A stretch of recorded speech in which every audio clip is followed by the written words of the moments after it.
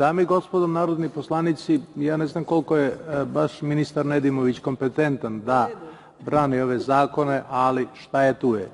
Ja sam se nadao da će gospođa Mihajlović i danas doći u ovu salu, ali očigledno da ona ima neki problem u suočavanju sa narodnim poslanicima, tako da imamo to što imamo.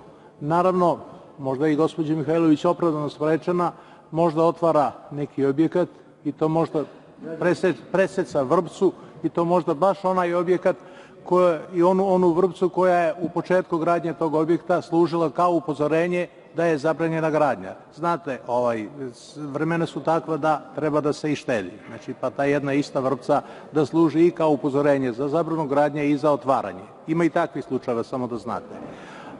Gospođa Mihajlović ne shvata da novac i politička moć nisu ti koji sve rešavaju. Da je tako, odavno bi bio pronađen lek za starost i još mnoge druge stvari tako potrebne čovečanstvu.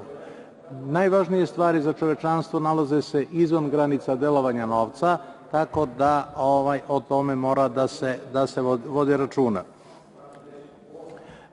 Zato mislim da gospođa Mihajlović treba da podnese ostavku, da ne dolazi više u ovu salu, jer čovečanstvo je osuđeno da gleda ugašene zvezde, a ne može videti one zvezde koje još uvek sjaje. Hvala.